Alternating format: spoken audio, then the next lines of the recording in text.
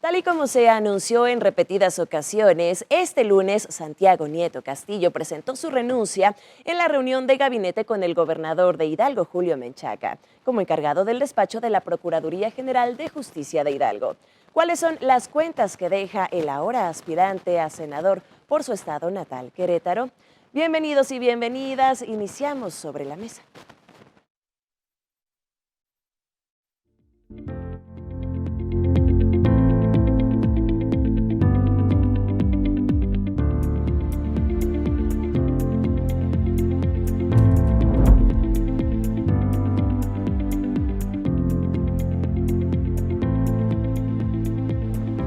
Bienvenidos y bienvenidas a Sobre la Mesa. Como siempre es un gusto tenerles en el canal del pueblo, aquí en la señal del 12.1. Hoy, además, como lo escucharon ya, en un programa que vamos a llamar especial, dado que en escasas horas recientes se ha presentado al gabinete y principalmente al gobernador del estado, Julio Menchaca Salazar, la renuncia por parte del doctor Santiago Nieto Castillo, a quien hasta hace unas horas conocíamos como encargado del despacho de la Procuraduría General de Justicia en esta entidad. Además, con el orgullo de que no sea la primera ocasión que nos visita, ya hemos tenido oportunidad de platicar aquí, pero bueno, pues ahora con este nuevo paso que da. Bienvenido. No, muchísimas gracias a Radio y Televisión de Hidalgo, a la Naustra, a todos ustedes. La verdad que mesa de lujo con los principales exponentes de los medios de comunicación en el estado. Muchas gracias, ya lo decía, por acompañarnos y bueno, además con lo especial que se convierten estas horas luego de esta presentación de su renuncia y así también pues poder platicar y poder responder a los cuestionamientos que puedan tener nuestros compañeros en esta ocasión para sus aspiraciones en este año que inicia, porque vaya que todos tenemos aspiraciones, pero seguro que son altas también las que tiene Santiago Nieto. Vamos a saludar entonces y agradecer a los compañeros y colegas que hoy están con nosotros y que bien lo dice además el doctor Santiago, tienen gran reconocimiento en el estado de Hidalgo, además usted seguramente los ubica muy bien también porque ya han estado con nosotros en otros espacios, directores de medios impresos y digitales que cuentan incluso con más de cientos de miles de seguidores en sus cuentas oficiales, con gran reconocimiento, décadas además de experiencia en los medios de comunicación. Vamos a saludarles. Víctor Zelaya, que en esta ocasión además nos acompaña por primera vez, él dirige Dinámico Informativo. Ya lo decíamos, nos platicabas hace unos momentos, Víctor, alrededor de 130 y tantos mil seguidores en tus plataformas. El reconocimiento también desde este medio de comunicación para ti y bienvenido. Muchísimas gracias por la invitación. Radio y Televisión de Hidalgo creo que es un ícono en el estado, en la entidad. Sí, claro, 132,000 hoy en Facebook. Bueno, si hacemos un total, estamos hablando de casi 200,000 seguidores, ya sabes, todas las plataformas digitales.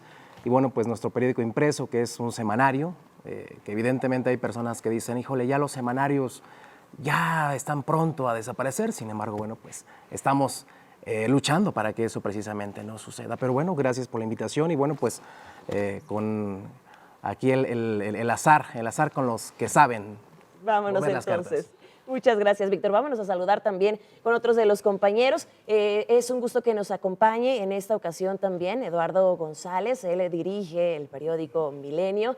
Y bueno, pues además de ser amigo y colega, lo conocemos también por estas décadas de experiencia, además por esa facilidad de palabra también en este espacio y que siempre aprendemos mucho de ti. Lalo, bienvenido. Gracias, Mara, doctor Santiago, compañeros y al público, muchas gracias por sintonizarnos.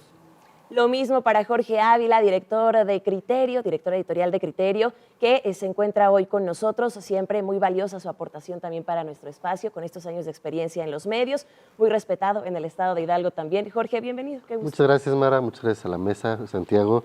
Esperamos tener una plática provechosa para nuestros televidentes, ¿no?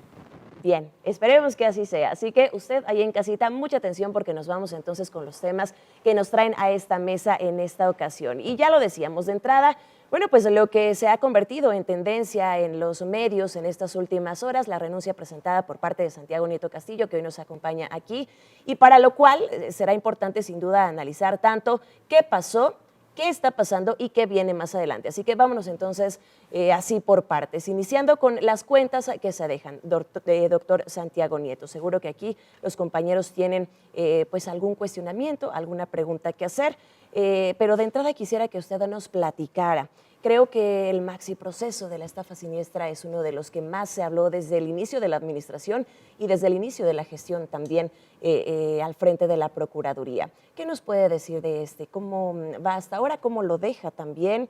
Y si las manos que vienen ahora a recibirlo, pues podrán estar preparadas. Bueno, primero agradecerte mucho, Mara, nuevamente a Radio y Televisión de Hidalgo, a la Austria, al gobierno del Estado y, bueno, por supuesto, la presencia de todos y de todos ustedes. Un poco, antes de hablar de la estafa siniestra, me gustaría un poco recordar cómo es el tránsito en 2 vías. Pero ¿cómo llego a Hidalgo? La primero es por invitación del gobernador Julio Menchaca. Nos tocó en la época de la transición del gobierno federal del presidente López Obrador, él como presidente de la Comisión de Justicia y a mí me designaron una especie de secretario técnico para con el CIDE, la UNAM, organizaciones de víctimas, redactar una ley orgánica de la Fiscalía General de la República. Hicimos creo que un gran esfuerzo, un gran trabajo, la presentó Ricardo Monreal, Olga Sánchez Cordero, se aprobó. Y eso me permitió tener una relación con el gobernador Julio Menchaca, un hombre de leyes, un hombre conocedor profundo del derecho, presidente del Tribunal Superior de Justicia en Hidalgo, presidente de la Comisión de Justicia. Y en la época y por azares del destino, y esa es la otra circunstancia, tanto en FEPADE como en la UIF me habían tocado el tema de combate a la corrupción.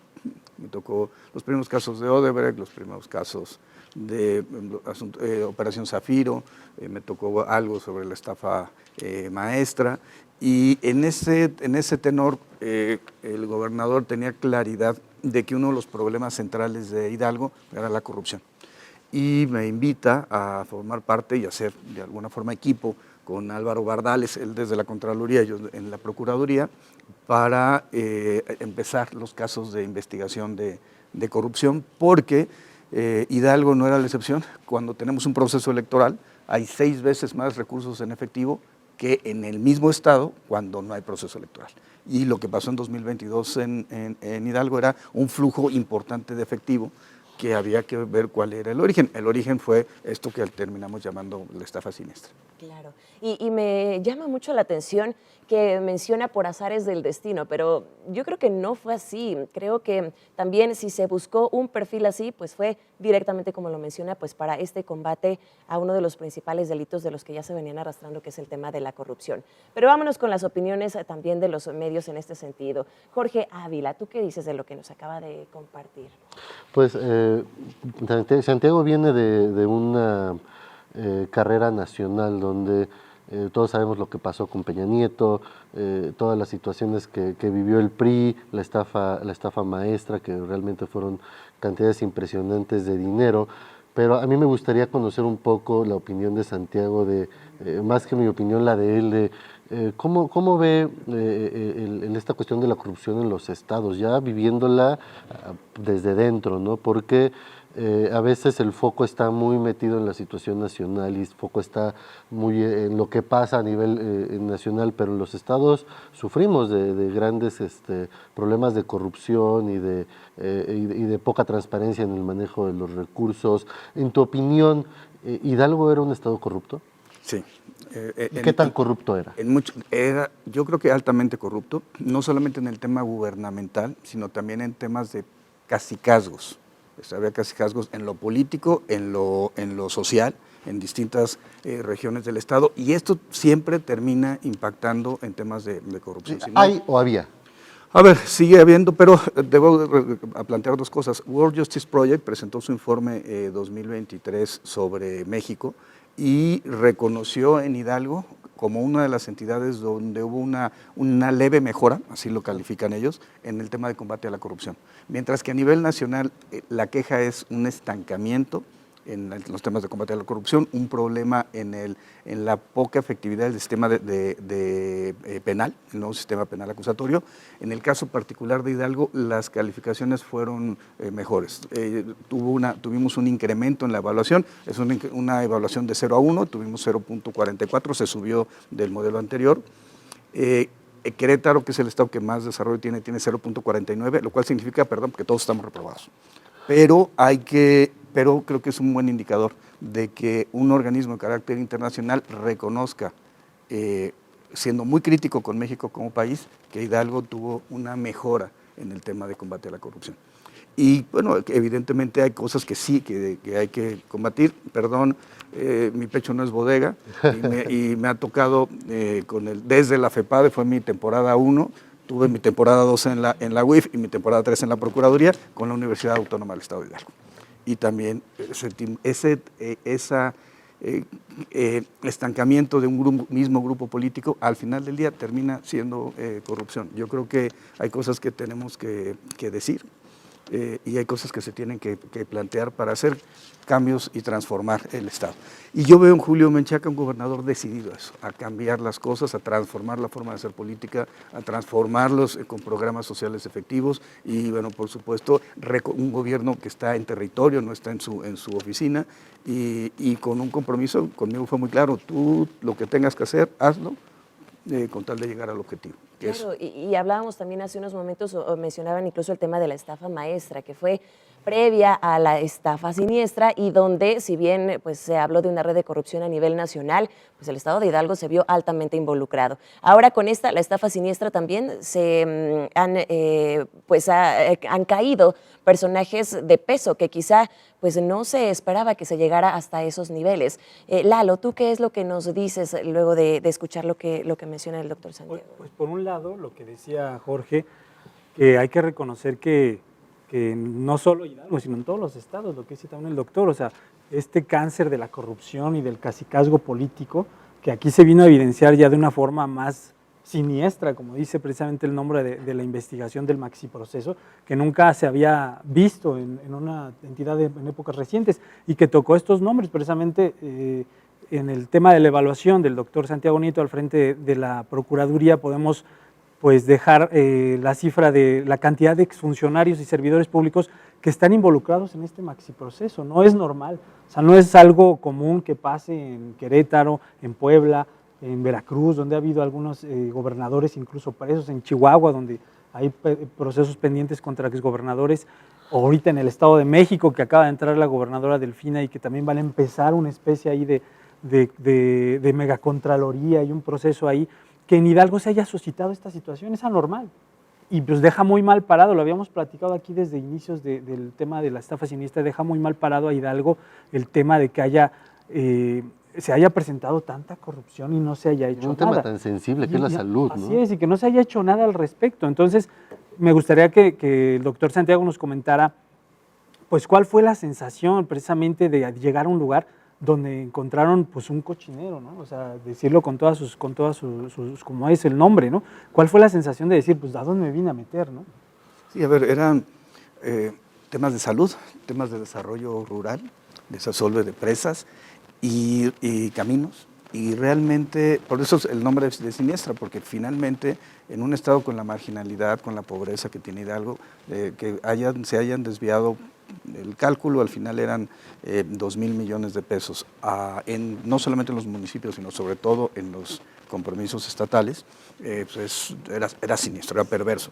¿Qué vimos? Que se habían acostumbrado a sancionar al jefe de departamento que había firmado la póliza, la tesorera municipal, el tesorero municipal. Que de ahí surgen, creo, de hecho, las de ahí surgen las denuncias, denuncias. esos niveles. Exactamente. Son a partir de ese nivel, esto que me gustaba mencionar, que la idea de la Procuraduría era hacer una academia de canto, y esa era la metodología. Íbamos con los de abajo, que dieran información hacia arriba, y nos permitió llegar a 8 presidentes municipales vinculados a procesos, 5 con prisión preventiva justificada en este momento, un director de área, 2 directores generales, tuvimos también arriba un subsecretario, 3 secretarios de Estado hasta este momento con órdenes de aprehensión. Hoy es la audiencia inicial de Atilano porque obtuvo una suspensión y no se cumplimentó la orden de aprehensión.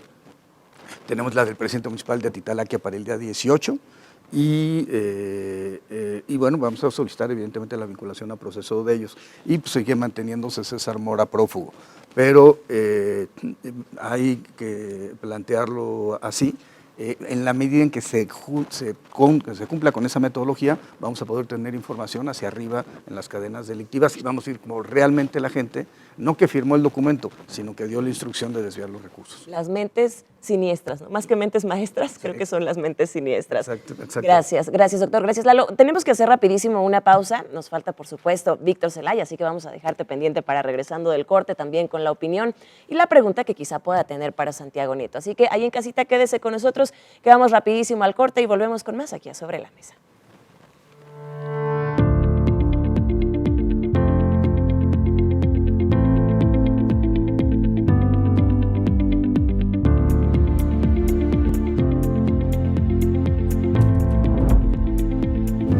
Estamos de regreso en Sobre la Mesa. Gracias por continuar con nosotros luego de esta muy breve pausa. Y vamos a dar paso ahora a lo que dejamos pendiente, la opinión y el comentario de nuestro compañero Víctor Zelaya. Recuerde, él es director de Dinámico Informativo y bueno, pues en esta ocasión que ya nos encontramos aquí con el gusto de compartir con Santiago Nieto, pues lo que decíamos y lo que escuchábamos hace rato, Víctor, el tema del maxi proceso. ¿Qué opinión te merece? Yo creo que estoy seguro, mejor dicho, que ha sido un cambio brutal. Había circunstancias que le dolían verdaderamente a las y los hidalguenses, es decir, la impunidad, ¿no? Estábamos acostumbrados y estábamos tan narcotizados de un sistema evidentemente añejo, donde no había procuración de justicia. Carpetas de investigación rezagadas, investigaciones que evidentemente se caían precisamente por lo que decían ayer, esta falta del conocimiento académico, del conocimiento profesional. Y a mí, bueno, yo cuando te vi que estabas en el proceso precisamente, dije, bueno, algo muy, muy cañón vas a descubrir. Eres una máquina como tal. No sé qué tengas dentro en el cerebro como tal, Santiago, pero es una máquina como tal. Entonces, desde la UIF creo que te conocimos y aquí precisamente en el Maxi Proceso dijimos, personas que creíamos que nunca iban a caer, hoy están tras las rejas. Y personajes también, o sea, que veíamos, que palpábamos en los eventos, que ostentaban impunidad como libre albedrío, hoy están tras las rejas, ¿no? Y me queda claro que la visión no solamente es tuya, ¿no? Sino primeramente estás aquí porque el gobernador te abrió las puertas, ¿no? Creo que desde ahí habría que separar la decisión del mandatario estatal de abrirte las puertas a Hidalgo. ¿Para qué? Para que pudieras haber hecho toda la maquinaria. Ayer diste un dato muy importante que de hecho lo hice aquí mis apuntes. El 94% de efectividad en la Procuración de Justicia. Es un número que es alto, Santiago, a lo que nos habían acostumbrado precisamente. Y tiene que ver con la estafa siniestra, evidentemente, que muchos pensamos al principio que tal vez no iba a ser como tan certera, como tan efectiva. Y ayer el porcentaje que nos das es impresionante. Bueno, la verdad es que ha sido gracias al señor gobernador en varias vías, porque sí, yo vine con la idea de generar la transición a la fiscalía, ya se actúa como fiscalía, falta la reforma legislativa, pero ya hay un borrador que está siendo analizado y que en su momento pues, las y los legisladores tendrán que pronunciarse. Pensado mucho en el modelo, construido con la academia, con asociaciones nacionales, internacionales, organismos de la sociedad civil, muy en el modelo como del que hicimos en la Fiscalía General de la República con el gobernador. Y recibí 148,000 carpetas de investigación. Son 148,000 personas a los que no se les había hecho justicia. A partir de ahí hicimos una propuesta de un programa de abatimiento del rezago de las carpetas de averiguaciones previas. Todavía recibí 6,000 averiguaciones previas, quedan como 230 carpetas de investigación. En el primer año del mandato del gobernador ya teníamos 35,000 carpetas de investigación determinadas, entre ejercicios de la acción penal, no ejercicios y sobre todo acuerdos reparatorios, fomentando mucho el acuerdo reparatorio para terminar las problemáticas. Y que sobre todo las víctimas pudieran repararse, se le pudiera reparar el daño a las víctimas. Judicializamos en la administración con 9,000 carpetas de investigación. Y el INEGI, este es dato del INEGI, recientemente publicó un informe donde nos puso con 98% de vinculaciones a proceso respecto a lo que judicializamos. Es decir, tenemos el porcentaje más alto en la primera etapa. Se judicializa, se vincula a proceso, se obtiene la orden de aprehensión, se cumplimenta, o si es una orden de citatorio, si es un citatorio, vamos a la audiencia y se vincula a proceso, y después de ahí hay distintas salidas. Puede ser la sentencia condenatoria en procedimiento abreviado, puede ser la sentencia condenatoria en juicio oral, puede ser una suspensión condicional del proceso, puede ser un acuerdo reparatorio, y ese primer paso era 98% de efectividad. Y me voy contento, muy contento, bueno, primero porque es el primer cargo que termino sin que haya escándalo, ¿no? Ya de ahí es satisfactorio. Falta la entrega-recepción. Sí, la compañía Nieto fue un problema por lo de Odebrecht, cuando se me ocurrió investigar lo de Odebrecht, y además ya les debía muchas, ¿no? Tenía órdenes de presión contra César Duarte, contra Javier Duarte, nunca les gustó esa parte. Investigué a un subsecretario de Gobernación en funciones, solicité una orden de aprehensión y él tuvo que, al final renunció, el líder del Verde Ecologista, Arturo Escobar. Entonces, bueno, y después, y en la UIF, pues no sé si se enteraron, me casé. Y hubo un escándalo al final. Pero hoy muy contento con esa parte, y en los resultados, desaparición forzada de personas reducidas, y desaparición entre particulares. Se redujo el homicidio doloso, se redujo los temas de tortura, de secuestro y trata de personas. Donde tuvimos incremento, desafortunadamente sí en feminicidio, pero ahí lo que planteaba el nivel de efectividad es muy grande. Desafortunadamente tenemos en Hidalgo un problema respecto a estas visiones patrimonialistas y machistas, porque generalmente son el ex marido, el ex concubino, el novio, quien priva de la vida a las mujeres. Pero bueno, 94% ahí de efectividad. Y creo que y en el tema del narcomenudeo creció, pero porque estamos haciendo algo que no se hacía antes, que era catear. Más de 576 cateos. O sea, hay más hallazgos. Más hallazgos. Entonces, íbamos a las casas y se encontraron desde túneles de huachicoleros, terrenos, etcétera, hasta, bueno, pasos profundos con escalera. Ventas en negocios ventas en negocios Sigue clandestinos. siendo corrupción al final del día. O sea, eso se da por la corrupción, el huachicol. Y por eso sigue siendo el delito número 1 en Hidalgo. Y el narcomenudeo. O sea, sí, a ver, el delito más importante es, aunque es de competencia federal, evidentemente es el robo de hidrocarburos. Eso es lo que detona robo de vehículos, detona extorsión, detona homicidio doloso, detona evidentemente narcomenudeo. Secuestros. Siempre encontramos, o muchas veces encontramos, 90% de los casos, narcomenudeo cuando hay temas relacionados con huachicol o al inverso. Se catea un inmueble y resulta que tienen bidones con hidrocarburo, porque finalmente es venta de distintos productos. Es una red. De una forma buscar ilícita. obtener dinero con actividad ilícita. Exactamente. Y la corrupción entra porque las policías municipales, que son las que están ahí, evidentemente no ven que está pasando eso. Que al final por eso es organizada, ¿no? Porque se maneja pues en distintos niveles y a distintos puntos. Algo que sí quisiera reconocer y que llama mucho mi atención es que, Santiago Nieto, tienes muy bien presentes las cifras, los datos, los porcentajes de cómo está el tema de la seguridad en el Estado y se reconoce, o lo reconozco, porque realmente son pues pocos los funcionarios que tienen el manejo de las cifras. A veces pues las presentan o las traen escritas. Tú lo tienes aquí y es porque estás, creo, realmente involucrado en el trabajo, porque estás realmente trabajando en las carpetas de investigación, porque sabes de qué se tratan los delitos, y eso también, bueno, pues digo, creo que vale la pena mencionarlo. Y bueno, justo estabas compartiendo esto, cómo se está dejando la Procuraduría General de Justicia y en casa, que la opinión más importante sin duda es de nuestros hidalguenses, seguramente ya la tendrán, pero bueno, pues ahora vamos con lo que nos dicen nuestros compañeros de los medios de comunicación.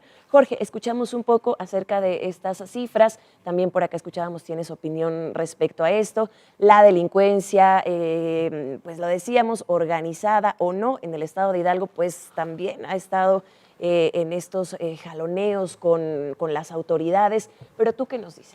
Mira, lo primero que me gustaría sería aclarar que una cosa es la procuración de justicia, otra es la impartición de justicia, son cosas distintas. Lamentablemente en Hidalgo, y no me dejará mentir Santiago, somos el estado con mayor índice de impunidad, que es cercano, o sea, tenemos una efectividad del 0.4%, que es irrisorio. Prácticamente estamos hablando que de 100 delitos, 0.4 se resuelven y tienen una sentencia. Y sé que no es tu rubro porque no eres el Poder Judicial, pero me gustaría un poquito meter cizaña ahí, que tú también nos dijeras cómo percibes la impartición de justicia en Hidalgo, porque también se ha hablado mucho de que incluso entre los jueces, entre el sistema judicial existen mucha corrupción. Incluso hay un caso que tú llevaste y fue el de este abogado famoso que tenía ahí ciertas situaciones también de corrupción con el sistema judicial. Y una cosa es que tú hagas muy bien tu trabajo para procurar la justicia, pero si donde imparten la justicia sigue existiendo los mismos vicios, de nada sirve que hagas ese trabajo, ¿no? Sí, yo creo que, a ver, el proceso tiene que ser integral, de la parte de policial, la parte de procuración de justicia y la parte de impartición de justicia, para que el sistema funcione. Incluso yo incorporaría inteligencia, prevención del delito y ejecución de penas, para tener una política criminal de Estado. Como también se lo he platicado con el señor gobernador, la política criminal de Estado no se tiene que hacer desde la Procuraduría, se tiene que hacer en todas las áreas, y eso incluye, por supuesto, a las y los jueces. Yo creo que, y pienso mucho también en el ámbito federal, de jueces federales, en donde, por ejemplo, en el caso de los Hijos del Diablo, solicitamos la intervención telefónica de las personas que estaban recibiendo los recursos. Y la respuesta de esta jueza de distrito fue que no, bueno, jueza de control fue que no nos podía dar esa técnica de investigación, porque se trataba de delincuencia organizada y eso era competencia federal, y porque abarcaba varios estados de la República. Pues sí, las comunicaciones abarcan todo el mundo, básicamente. Primer tema. Y segundo punto es, a ver, nosotros estamos investigando extorsión de transportistas en Tizayuca. Necesitamos esas líneas telefónicas para poder encontrar los vasos comunicantes con los hijos del diablo, porque puede ser que estas personas sean obligadas a tener sus cuentas y a utilizar sus cuentas como mecanismo de depósito, pero mientras tanto los hijos del diablo estaban matando personas. Claro. Estaban extorsionando transportistas, estaban robando transporte en Tizayuca, y eso evidentemente es competencia de nosotros. Yo creo que los jueces deben pensar en qué tipo de sociedad quieren, porque en la medida en que ellos o participen en temas de corrupción o se encuentren siendo demasiado benévolos con la delincuencia, esto se va a reproducir y va a ser en perjuicio de toda la sociedad. Estarles dando permiso. Sí, ¿Tú crees que hay corrupción en el sistema judicial? A ver, mira, 12 le dieron, perdón por poner el ejemplo, pero 12 amparos le concedieron a cabeza de vaca en Tamaulipas el mismo juez de distrito. No es posible que siempre tenga la razón. Entonces, eso, además un juez de distrito que ni siquiera vivía en Reynosa, vivía en McAllen, y protegido a partir de la Suprema Corte de Justicia. Entonces, no, a ver, yo sí creo que hay cosas hay resoluciones que no me gustaron. Siempre dije que respetaba al Poder Judicial, tanto local como federal, pero no compartía algunas de sus decisiones. Pero yo sí veo a la magistrada Rebeca Ladró perfectamente comprometida con cómo mejorar y cómo limpiar el poder judicial del Estado. Eso me queda clarísimo. Y sí, como una magistrada, una presidenta que sabe que tiene un rol histórico y que más allá del expediente hay que ver que hay una política pública y hay personas. En el quehacer jurisdiccional hay seres humanos y en el quehacer ministerial, y eso es algo que no se nos puede olvidar. Entonces yo tengo un gran reconocimiento por la magistrada Rebeca Ladró. Hay decisiones que no me gustaban. Este caso del abogado me impedían salir a medios a decir cuando ya habíamos logrado alguna vinculación adicional. Llevamos hasta este momento judicializadas 32 carpetas de investigación respecto al caso de este abogado, más de 280 millones de pesos defraudados. Organizaba sus sesiones en la época de pandemia y alguien lo disfrazaba de juez, alguien de fiscal, y eran sesiones en Zoom, con eso le cobraba a los clientes, o falsificaba las sentencias federales y locales, y con eso le cobraba a los clientes. Me parece que es algo inaudito. Y estas decisiones de los jueces evidentemente no me gustaron. O sea, ¿por qué no hacerlo del conocimiento público? Por supuesto, respetando la presunción de inocencia, con el cintillo, con el mensaje de que no hay responsabilidad hasta que un juez no lo determine. Pero yo pienso nuevamente en las víctimas. Esas personas que perdieron 20 millones, 40 mil pesos, 108 millones, tenemos un caso de 108 millones, deberíamos de también estar pensando en las víctimas, y eso es algo que se tiene que hacer de manera integral entre jueces y ministerios públicos. No puedo, y por supuesto que queremos combatir la corrupción, queremos combatir a la delincuencia organizada. Sí pasa por combatir a los sicarios y a los narcomenudistas, pero necesitas combatir las estructuras financieras, las estructuras patrimoniales. Por eso la idea de la WIPE en Hidalgo, por eso las solicitudes de información a la Comisión Nacional Bancaria de Valores, por eso el Instituto para Devolver al Pueblo lo Robado, pero también combatir la corrupción judicial, policial o ministerial que les da palos de protección jurídica. Las suspensiones en amparo o los no ejercicios de la acción penal es el camino para fortalecer la impunidad. Y eso es precisamente lo que todos tenemos que impedir. Por eso hablo de la sensibilidad de los juzgadores. Es importante que vean que dejar libre a un feminicida, dejar libre a un violador, no vincular a proceso a una persona que intentó privar de la vida a otro, eso nos termina impactando como sociedad. Y que además de carecer así de la impartición de justicia en casos como los que nos ejemplifica, pues también se está poniendo en riesgo así a la población, ¿no? Dejándolos en libertad. Tenemos que hacer rapidísimo una pausa más. Creo que nos va a faltar tiempo para seguir platicando con usted, doctor, porque vamos ya al regreso con nuestro último bloque. Sin embargo, ahí en casa le invitamos a que continúe con nosotros. Regresamos también con las preguntas y opiniones de Lalo González que nos faltaron, de Víctor Zelaya también, que seguro tiene algo más interesante que aportar en nuestra recta final. Le invitamos a que continúe con nosotros porque también seguiremos platicando a propósito de que, pues si bien no se puede lograr la perfección o no se puede cambiar todo de la noche a la mañana, en este pues poco más de un año de gestión al frente de la Procuraduría, también queremos saber pues cómo quedan, las cuentas que se quedan y qué es lo que viene para Santiago Nieto. Hay mucho que platicar y poco tiempo. Quédese con nosotros que volvemos con más.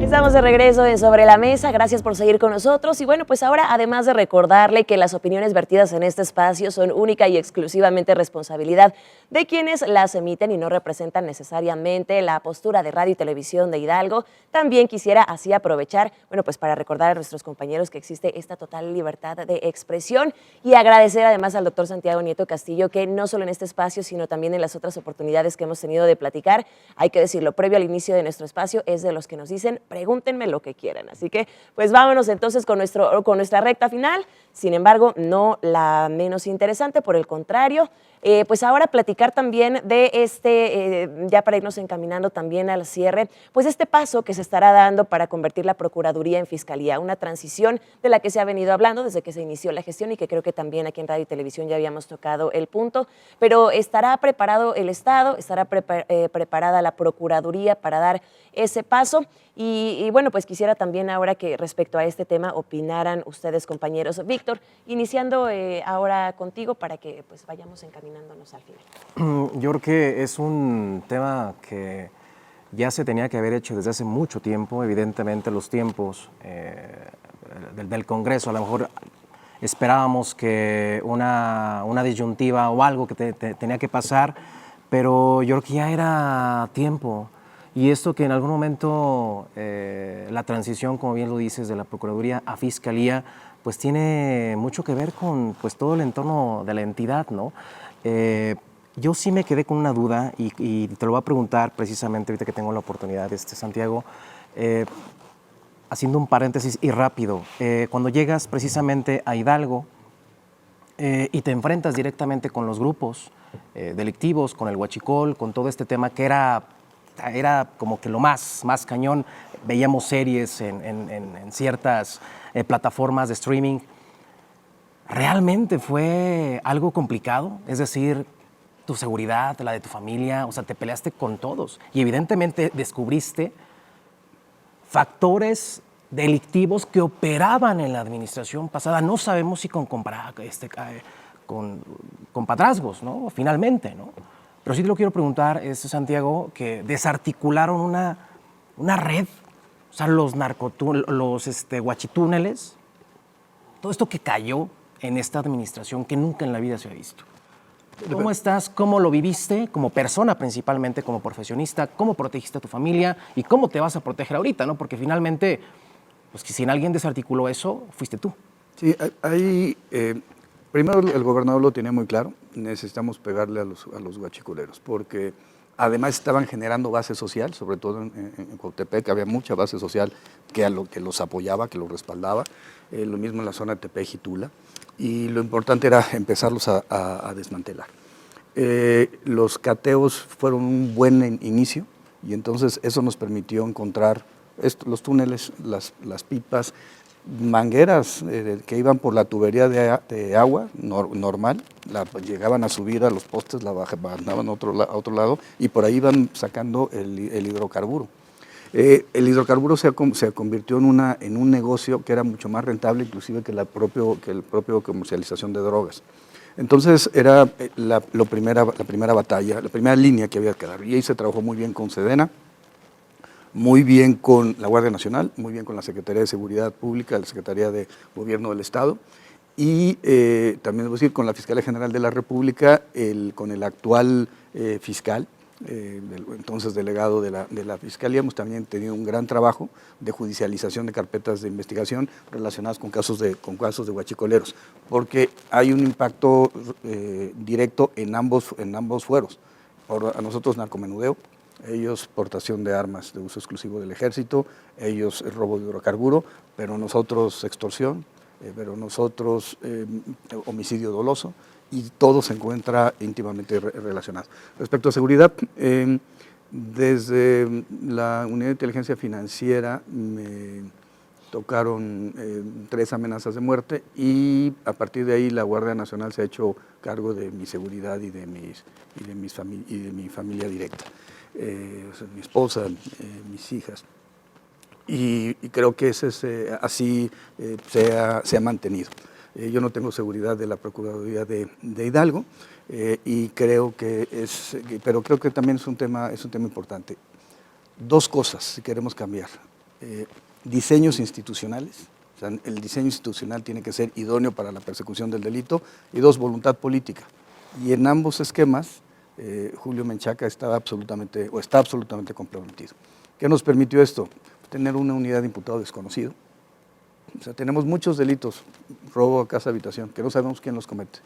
Pero entonces, ¿qué es lo que tenemos que ver? ¿Cuál es el modus operandi? Robo de vehículos, por ejemplo.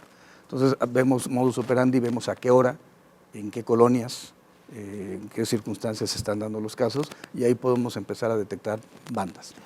Pero señor, más preciso, ¿estaban en coordinación con tal vez la administración pasada en algún momento estos grupos delictivos?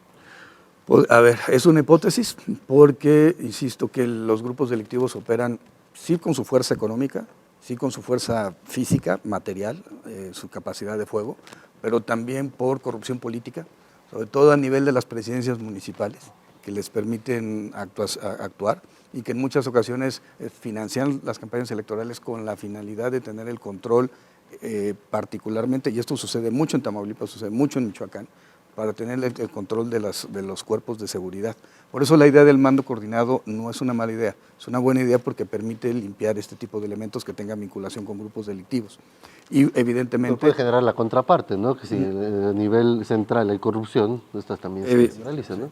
Sí, también, a ver, yo soy de la idea que también los cuerpos de seguridad, es una especialización, por supuesto, requieren policías especializados, pero también es un tema de que no se permanezca tanto tiempo. Yo creo que parte del problema que tiene Guanajuato hoy en día tiene que ver con que no han cambiado a las personas que están generando la Procuración de Justicia y la Seguridad Pública, y esto al final del día les impactó en no tener efectividad en sus procesos penales en temas de huachicol, por supuesto, pero en temas de homicidio doloso. Hoy Guanajuato es el estado que tiene una mayor incidencia de homicidio doloso en el país y tiene que ver también con esto, con, insisto, toma de voluntad política y toma de decisiones institucionales y mejoras normativas.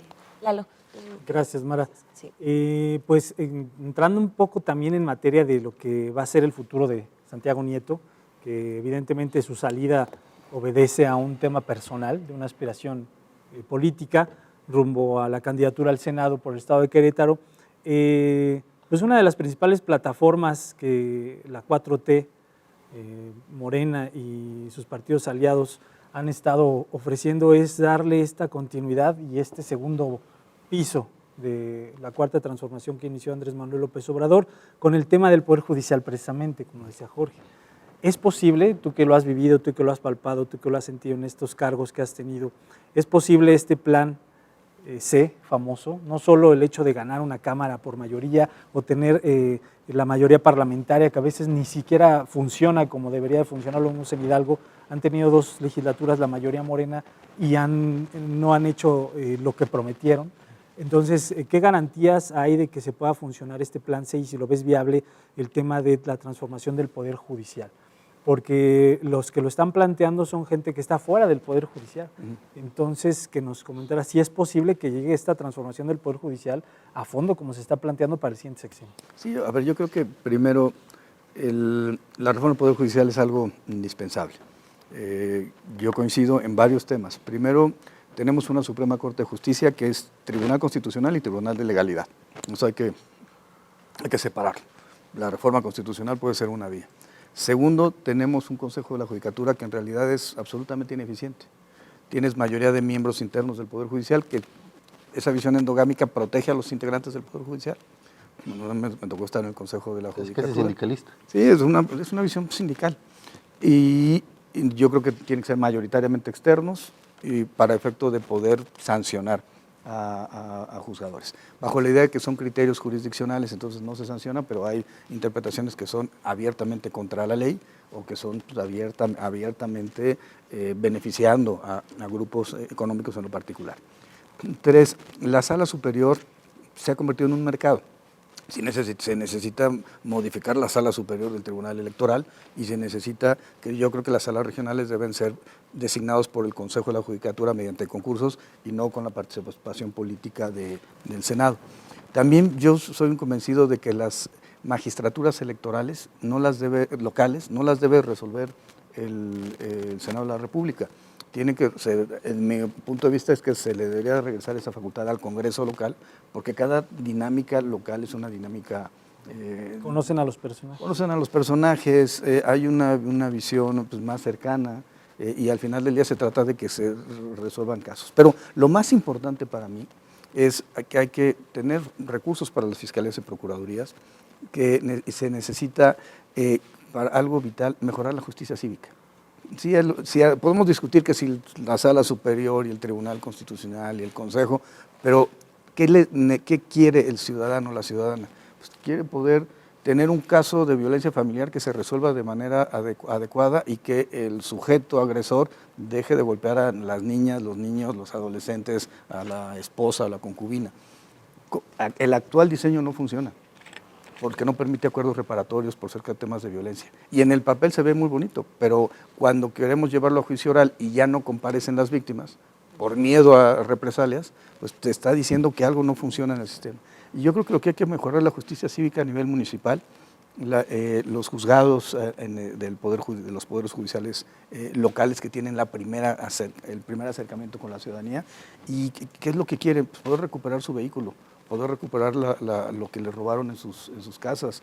Evidentemente no salir las mujeres preocupadas. Acabo de ver una encuesta del INEGI en Querétaro, en San Juan del Río, por cierto, donde hoy hubo este hallazgo de los 9 cuerpos, en donde el 76% de las mujeres de San Juan del Río se sienten inseguras en transitar en San Juan.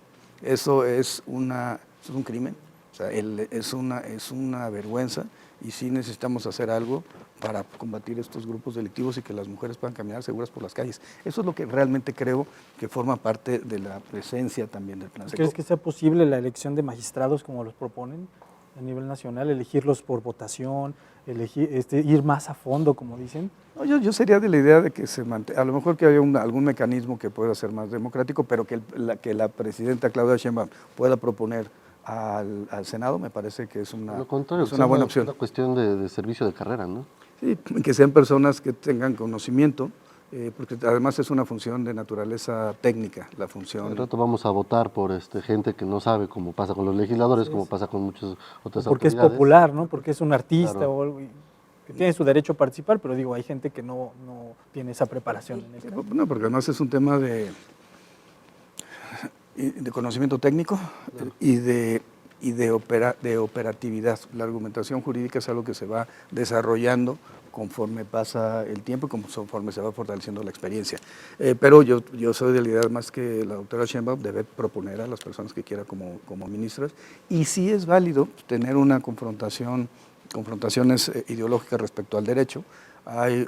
Nos marcamos mucho por un derecho de corte liberal, pero tampoco contó, sobre todo en materia económica, pero se dejó de lado los derechos sociales y se dejó de lado una protección jurisdiccional respecto a temas que tenían que ver con las decisiones de los mayores parlamentarios. Es una discusión teórica entre constitucionalismo popular y liberal, y eso es finalmente lo que estamos viendo. Pero yo sí soy de la idea de que hay cosas que se tienen que modificar en el Poder Judicial, y lo que sucedió con Cabeza de Vaca, o lo que me tocó en Hidalgo con esta jueza, son cosas que se tienen que poner a que la ciudadanía vea y discutamos y analicemos cuál es la mejor vía para reformar el Poder Judicial. Bien, gracias, doctor. Pues como lo habíamos previsto, nos iba a faltar tiempo para poder seguir platicando. Ya estamos a un minuto para despedir, así que vámonos rapidísimo con las conclusiones, dando oportunidad también a que compartan sus últimas opiniones. Víctor, iniciando contigo en 20 segundos, por favor. 20 segundos. Bueno, pues gran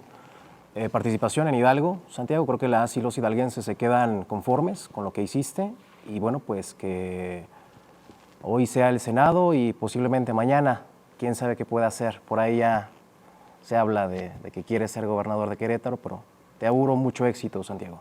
Muchas gracias. Es que estás entre medios de comunicación, Santiago, así que seguro que habrá algo que decir. Jorge, rapidísimo. Pues primero, gracias por la plática, y después, ojalá en ese consejo y esa plática que tienes con el gobernador puedan, que la persona que quede al cargo supliéndote, pues mantenga los mismos lineamientos y vaya buscando llevar lo que empezaste y no volver a cambiar todo, porque a veces parece que llega una persona y cree que va a cambiar el mundo, y a lo mejor simplemente hay que seguir con la misma línea, ¿no? Yo creo que será como dejar bien encargado a tu hijo, Santiago. Dalo rapidísimo la conclusión. Pues mucha suerte al doctor Santiago en la encomienda que va a realizar políticamente en el estado de Querétaro, y como dice Jorge, también aquí respaldar el trabajo que se hizo más de un año aquí en la Procuraduría de Hidalgo, y que se vaya encaminando para la persona que queda sustituta. Muchas gracias, doctor Santiago. ¿Con qué cerramos? No, muchísimas gracias. Me llevo Hidalgo en el corazón. Realmente ha sido para mí un honor estar estos 16 meses, y muy agradecido con todos, contigo, con Jorge, con Víctor, con Eduardo, y también con todas las reporteras y los reporteros que estuvieron durante estos 16 meses cubriendo las actividades. Les agradezco muchísimo. Y bueno, por supuesto, a la ciudadanía hidalguense, todo mi compromiso y todo mi amor.